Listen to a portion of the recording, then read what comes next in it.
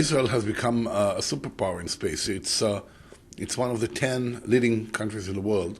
There are only 10 countries in the world that have all capabilities from producing satellites through launching them and communicating with satellites. There are only about 10 such countries that have all these capabilities, and Israel is one of them. Israel jumped into the space activities, first of all, because of security needs and defense and things like that.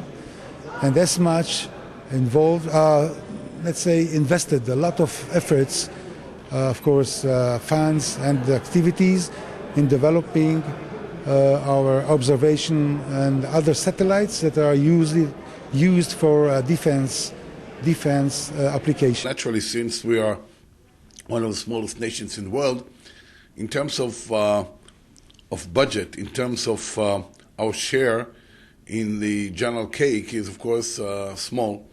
And the idea is indeed to promote our activities and our share. Israel is already leading in certain types of satellites, such as lightweight satellites, such as satellites with multispectral and hyperspectral cameras, such as satellites based on radar, observation satellites based on radar, so-called the Texas satellites. Nevertheless, in terms of sales, we aim high, and as such, only recently we have signed an agreement with our Ministry of Finance to allocate a budget of 180 million shekels for the next 2 years. It's already in effect to promote the activity of the Israeli Space Agency, just to demonstrate, how important it is.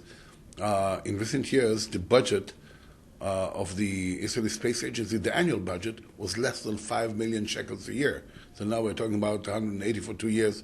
It's, of course, a revolution, a major change.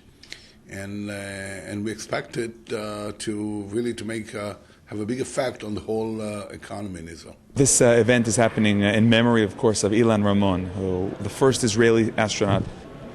This is fascinating, really. Personally, I hope that he is not going to be the last one. And I personally hope that sometime we will be able to launch other one and to be proud of it. What can you tell us about the cooperations? Were many people happy, many representatives happy to come and to cooperate? Well, Israel has running joint projects with French. We have a joint project, the Venus project, which is a satellite, a unique satellite with a multispectral camera. Let me just mention that here, the Israeli share, although it should have been half by half, but the Israeli share Israel is essentially producing the whole satellite.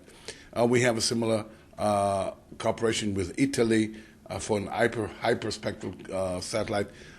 We have signed last year an agreement with ESA, which is the European Space Agency, with the Roscosmos, which is the Russian Space Agency. We have long-standing cooperation with NASA.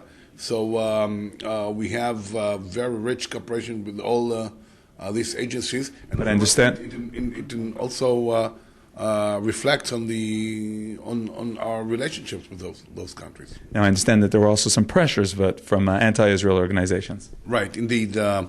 At least in one of the countries, the anti-Israeli organizations put a lot of pressure on the very senior delegates from those countries who intend to come to the conference to cancel the coming. And of course, they were anxious to come to promote our cooperation. And indeed, it went through the highest levels in those countries to approve the visit, and eventually they came.